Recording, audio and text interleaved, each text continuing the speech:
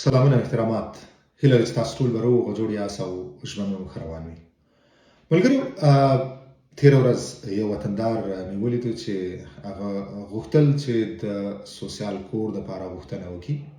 نو هر کله چې تاسو سوسیال کور دپاره غوښتنه کوئ نو طبیعي خبره ده ستاسو عایدات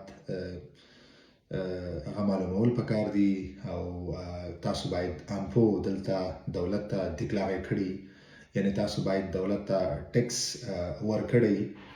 نو هر کله چې ما د امپو غوښتنه وکړه چې تاسو دولت ته خپل ټیکس خپل امپو ډیکلاره کړی دی او که نه، نو ده وویل چې زه خو امپو نه پېژنم، امپو څه ته وایي.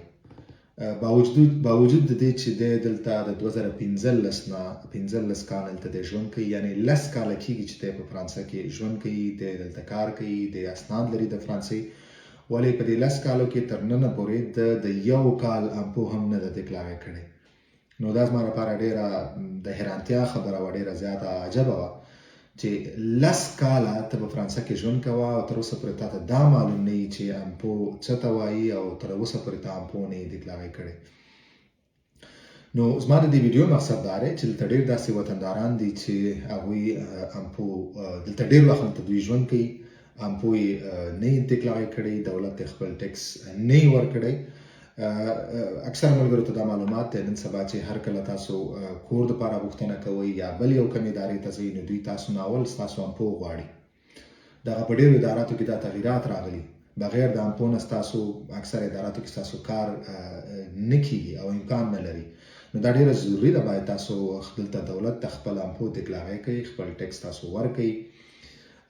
هر کال چې تاسو دلته کار کړی د هغه 12 میاشتو څومره پیسې تاسو ګټلي هغه ټولې تاسو دولت ته د امپو په شکل کې ډیکلاره کوئ او امپو بیا تاسو ته د ډیکلاراسیون یو خط رالیږي، نو همدې ته امپو ویلی کېږي. نو هغو ملګرو چې تر اوسه پورې دوی امپو نه یې ډیکلاره کړی، تاسو باید د هر کال که تاسو کار کړی او که نه یې کړی، که چېرې تاسو کار نه یې کړی تاسو خپل امپو 0 ډیکلاره کړئ. که چېرې تاسو 2 میاشتې کار کړی د 2 میاشتو کوئ، که تاسو 10 ورځو کار کړی 10 ورځو کوئ، که تاسو د 6 میاشتو کړی د 6 میاشتو کار ډیکلاره کوئ. څومره چې تاسو کار کړی، که بالکل هم نه یې کړی هم باید تاسو هغه د هغې ډیکلاراسیون وکړئ. که 0 وي بیا هم تاسو باید ډیکلاراسیون وکړئ. د هر کال مثال که تاسو 10 کاله تیر کړي د 10 کاله باید تاسو ډیکلاراسیون وکړئ. تاسو 15 کاله تیر کړي د 15 کاله باید تاسو ډیکلاراسیون وکړئ.